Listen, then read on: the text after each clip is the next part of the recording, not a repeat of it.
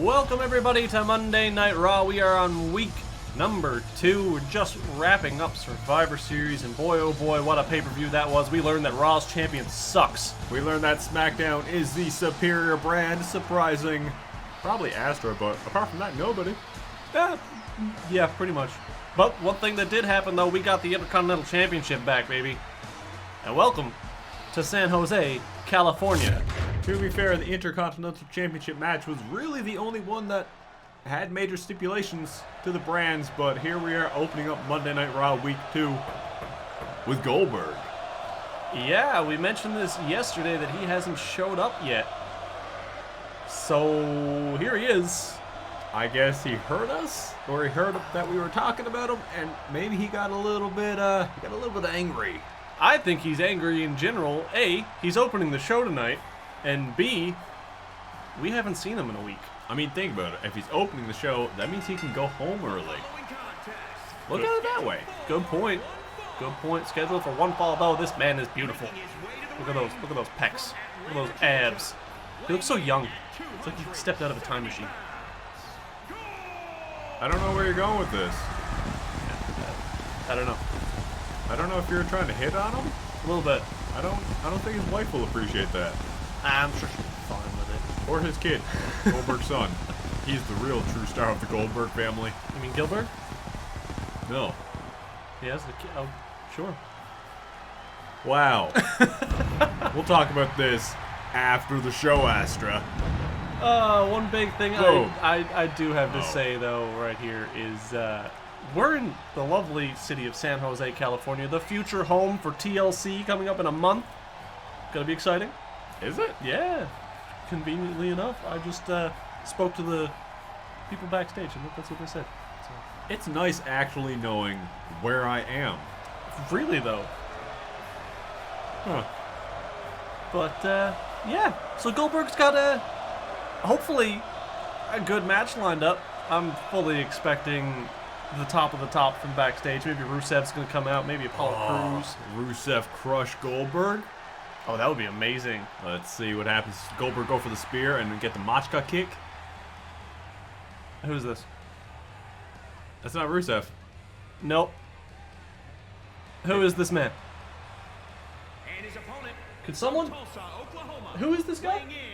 How am I supposed to commentate if I don't have information? Well, I mean, we got Hunter Dunn. We'll see, This man looks like an idiot. I feel like maybe looks are deceiving. I got nothing. Well, if Goldberg wasn't pissed off at Hogan before, I think he's about to be. Well, dare you say that Hogan done goofed? Oh boy. Here we go. Estimated 1997. That's established. Not estimated. Estimated is what it's gonna be from now on, Plastic. Oh, come on, Astra. 1997, though. That's what would that put him? 22 years old? Goldberg's gonna crush this man. Is that the year that Batman Forever came out, or was it Batman and Robin? Oh, I think that was Batman and Robin. Good year. Solid year. Oh, that suit, though. Oh, God. The best suit. George Clooney made a good Batman. Anyway, back into the action. He was a good Bruce Wayne, but not a good Batman. I agree with that. Stiff right hook, and then a kick to the spine. Goldberg is just taking it all out on this kid right now. Did you expect any less? I didn't. As military press into the spear, and... Is that it? No, maybe. Just waking himself up. It's still early for Goldberg here yet. Oh, boy. All right, well, aside from Goldberg opening the night, we do have a pretty blockbuster card tonight. What's Goldberg doing here? Oh, getting some stretches in. He's getting some stretches. Okay. Pretty big card tonight as we determine the #1 contender for Peyton Royce's next championship defense. Oh. And that's going to be a match between Becky Lynch and Bianca Belair. Going to be a very exciting match. Got the hair versus hair. Now, I guess. I want to point this out. She has EST on her gear. Is that established or estimated? That one's established. Yeah? Yeah. All right. just needed some clarification here, as Hunter Dunn actually got some offense in against Goldberg there for like a split second. Oh, there we go. Big block here. Look at that. Oh. And Goldberg hip toss. Arm drag hip toss. Into a pump handle. Powerbomb. Good God. Kipping up off of that, though. Oh. And Goldberg says it doesn't matter. Yeah, very big mistake. Oh, my. The further you are up, the further that Goldberg can slam you down. That's 100% truth, Plastic, as now Goldberg just backing up. Big clothesline in the corner. Ouch. Throat onto the turnbuckle there. That had to hurt. Yeah, they can't be pleasant here, but I mean, this match is actually going on fairly long. When you're looking at it, Dunn hasn't gotten a lot of offense in. It's just been Goldberg manhandling him. Yeah. It is what I can't say it's what I expected, because I expected a spear, jackknife, done. You mean like this? Yes. You say it, and I think that's exactly what Goldberg is leading But to. he took his time. He let Hunter Dunn try to get something in, so maybe there's a little bit of respect there. I mean, you got to think about it. Goldberg started his career in WCW as a jobber. He won that match. He was supposed to lose. Yeah. But he won that match and then went on to become undefeated for ever. Just like this match. So, let's, wow. Looks like that match is done. Hunter, you're done. Oh boy. Who's next? Well, I mean, there you go. Goldberg right there, stating his intentions. Looks like he's going back to the days of the streak. I hope he is, as I feel like he would take the WWE right now by storm based on the locker room that we have. You say that, but the champ isn't here. The champ is on the other brand. That's a good point. That's a very good point. As here she is, established. Yeah? Kisser. Because she doesn't have a number. She's just an established kisser. Sure. Okay. Montez Ford, can you explain some stuff to us, please? But anyway, that's all irrelevant, as we now have Bianca and Becky set in a #1 contenders match. Should be a pretty good match. Both these two one would women hope were in NXT together for a very brief time. I don't think they ever actually faced each other, but I'm excited to see it. NXT together? I think just before Becky got called up is when Bianca started. But I don't know. Yeah. Something that I'm completely oblivious to. But Bianca Belair is legit one of the strongest women on this roster, so I mean, she's going to give Becky some competition, but she is facing the man here. She's got to think about that. She got to keep that in mind, absolutely. As speaking of the man, she should be coming out right about now. First appearance. First appearance for Becky Lynch. Got to be huge. It's got to be huge. First appearance for Bianca Belair as well, but you know, Bianca's all right. But she's not the man. She's definitely not the man. And besides, we all know Peyton only wants to face The four horsewomen. the 4 horsewomen at this point. Yeah, she's on track to take them all out back and put them down. Yikes. Yikes. So, my bet, fully on Becky Lynch right here, just because I feel like she has a point to prove. Her sisters, other sisters of the 4 horsewomen, they may not get along as much as they used to, Yeah. but I feel like she wants to go and defend at least the point that the 4 horsewomen are not to be taken lightly. So, I guess we'll find out how that exactly goes coming up right about now, but I can't help but feel that Peyton Royce is backstage rooting for her as well. I think she will be. Because as much as a good match it would be to watch Bianca and Peyton go at it, that really hinders her 4 horsewomen just ravaging. Absolutely, but now Becky Lynch going for a running knee and Bianca just sidestepping completely. Now going for a suplex, and right into calling the action on this one. As she now proceeds to taunt, crack some knuckles, and alright, I don't think you got it that easily, Bianca, but we'll see what she can do. No, don't go taunting against the man here yet. She is the man for a reason. She is the #1 women's superstar for literally the longest time. I believe she was on the cover of a big magazine that came out like a couple of weeks ago. A magazine or some game. Some type of video game or something. I'm not 100% sure what it was, but I think she was on the cover of that. Her and someone else. He's big. People like to call him a dog. But I don't remember his name. Oh, Clifford. Ah, yeah, it's Clifford. That's exactly what it was. I mean, Clifford the big red dog.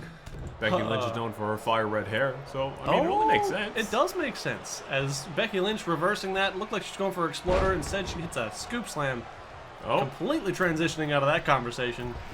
As Bianca rolling straight out of the ring, and Becky still went for that drop kick. why would you still go for it? Bianca was up and walking away, and rightfully so. Brush that dirt off your hands, Bianca. That was fine. That was a hard thud when Becky hit the floor, but she seems to be all right.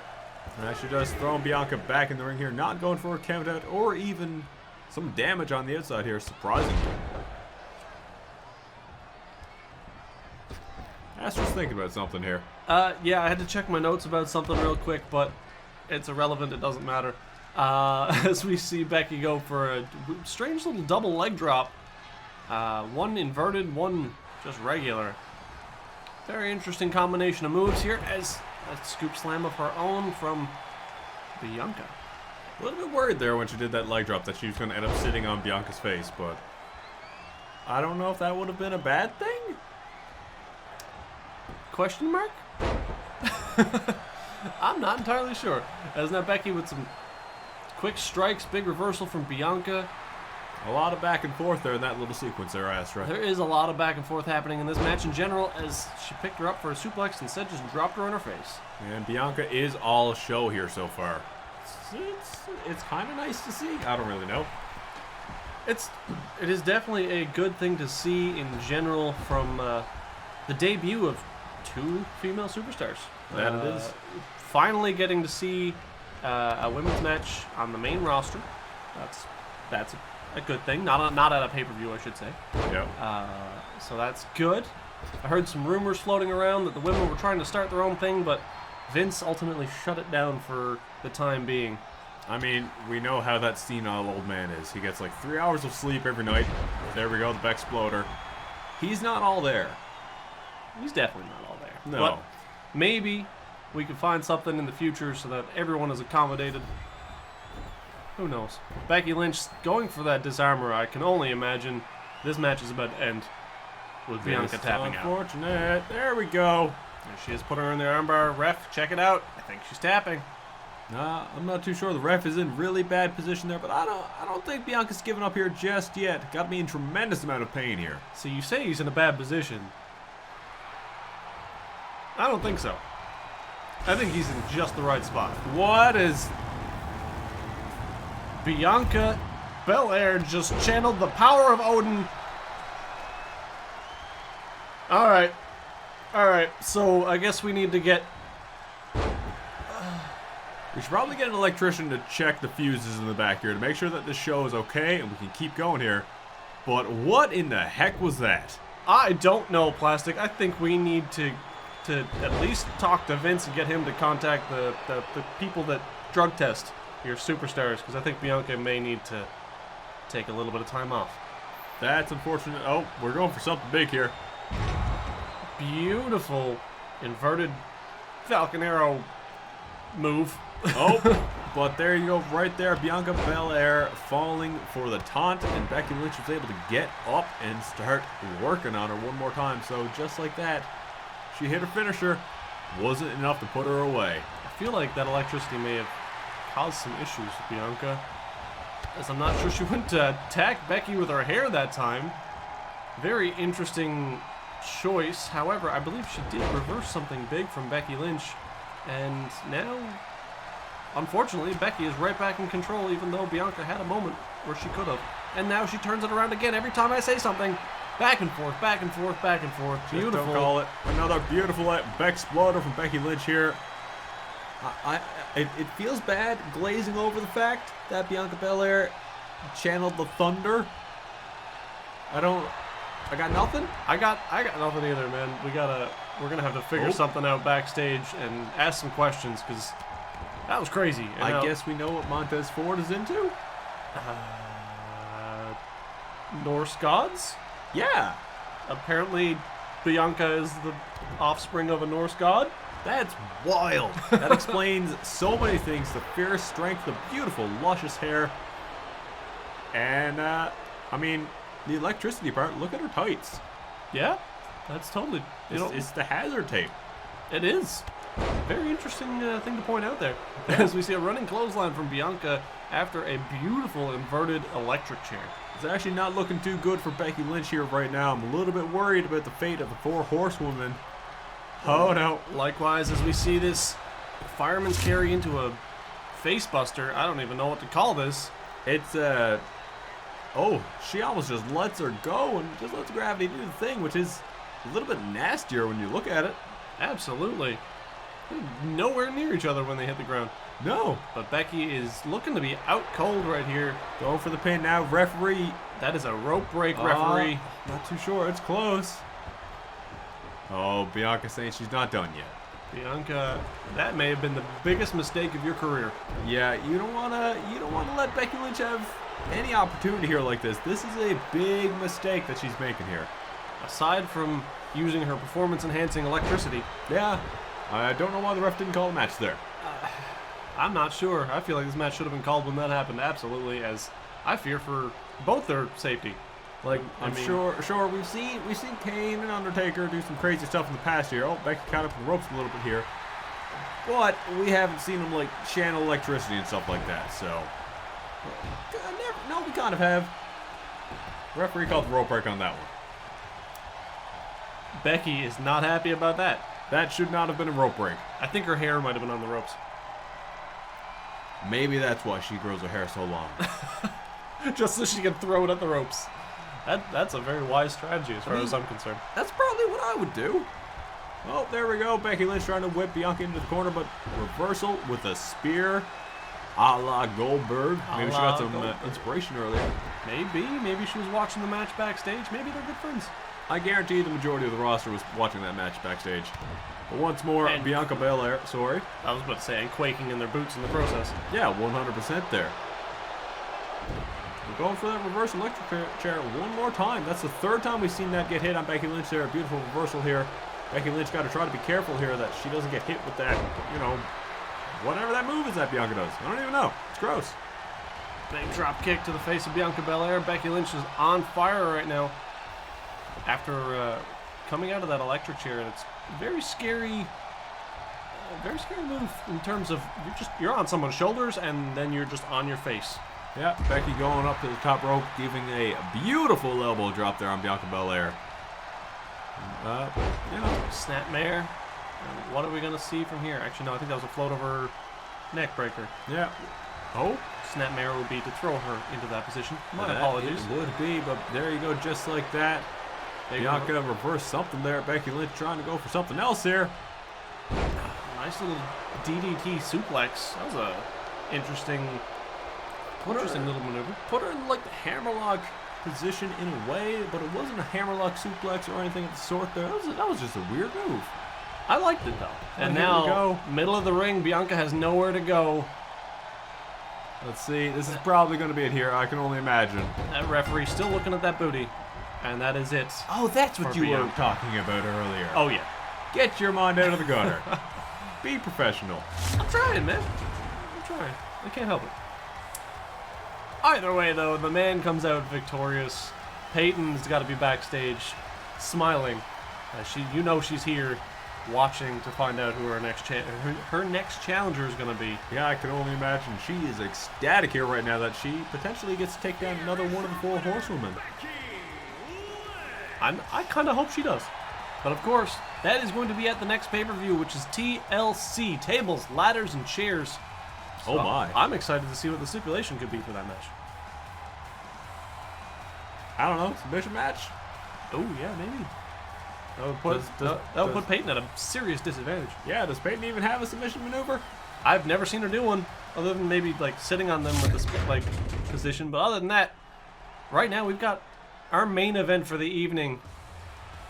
And that is the man who lasted the longest at Survivor Series getting an opportunity, not for the championship, but against the World Heavyweight Champion himself, the original bro, Matt Riddle. So is he getting an opportunity to earn an opportunity at the championship belt? Is that what you're telling me, Astra? If Apollo can win, I would assume. Can you imagine the implications of beating the champion? We already saw it last year. I don't think about the implications. What are you talking about? I was talking about when Andrade won the championship and Bobby beat him the next night. Yeah, but I mean, it didn't result in anything for Bobby Roode. It didn't. What it did result in is Bobby Roode getting extremely cocky Yeah, and then losing his championship to Elias. rightfully so. But I can't see the same thing happening with Apollo Crews here. He seems a lot more humble than Bobby Roode. He definitely does, but there's definitely some big implications here if you can beat the champion. What implications? I don't know. I'm just saying in general. There's definitely going to be something if he can beat the champion. I would hope so. But we all know that the champion's going to win, right? Because he's the champion. Bro. He had a rough night last night against John Cena. You can call it that, yep. But, you know, I think he's got it. I think he's all right. I think he's just had an off couple of days. I personally think it's just because, you know, Vinny is cracking down on the amount of green in the arena, let's say. What do you mean? Apollo Crews' entrance is all green. Literally all green. That's very fair. I don't think he has anything against the green as you say it. Now, let's watch it. There they go. There they go, the flip-flops. Someone in the crowd just caught one of those. They're definitely very happy about that. Think about how many flip-flops this guy goes through in like the run of a year. A lot. I mean, if he wrestles once a week, for every week of the year, that's 52 pairs of flip-flops. I haven't owned a pair of flip-flops since I was like 10. Me neither. Apollo Crews going straight for the offense, though, as hitting a beautiful suplex right off the bat, and then throwing homage to the general manager, giving a little taunt to the crowd. That's not good. Don't do that. Matt Riddle is a capable competitor here so far, so you got to watch yourself. You definitely have to be very careful with how much time you spent gloating versus fighting against Matt Riddle, as although that's being said, Apollo Crews so far in complete control. 2 big suplexes right out the gate. Couple of reversals here from Matt Riddle. A jumping elbow drop from Apollo Crews. Beautiful moves. It doesn't take much though to make you bro to sleep though. It really doesn't. As if he manages to hit that leaping over the top rope. Oh, you saw Matt Riddle there just sort of turned away at the last second, got distracted by one of the fans in the crowd, I believe. I think they were holding his slipper, or his flip-flop, sorry, and telling him he was pathetic. See, I've owned slippers, and I still have slippers, but I do not have flip-flops. I don't think I'd be able to pull them off like Matt Riddle anyway. What is Apollo Crews doing right here? It's like he's trying to reach out and grab Matt Riddle, but he's still on the ground here. Yeah, I'm not too sure. Your arms aren't that long, bro. Beautiful gut wrench suplex from Apollo Crews, as I didn't want to say this. Oh, never mind. Big reversal from Matt Riddle. Thank you. Oh, wait. Shock the system. Which one though? We got 4. There's 4 possible now. Of course, we do know which one it could be. Yeah. And he's there. Adam Cole standing right behind you, Matt. Be careful. Oh no, the referee. The last shot. Didn't see it happen. The ref didn't seem to notice that. Referee. That's a thin line right there. Very thin line is now Adam Cole walking away mad because Matt Riddle, of course, took his championship last week. And then Matt Riddle went on to lose to John Cena, losing for Raw. Adam Cole, not too happy about that, I guess. So, now are the implications that I have to think about them. The implications are that Apollo Crews won his opportunity. So now he gets an opportunity at the title? Possibly? Possibly. We'll have to find out next week on Monday Night Raw, but until then, 2 days' time, Thursday Night SmackDown, we've got some big stuff in store.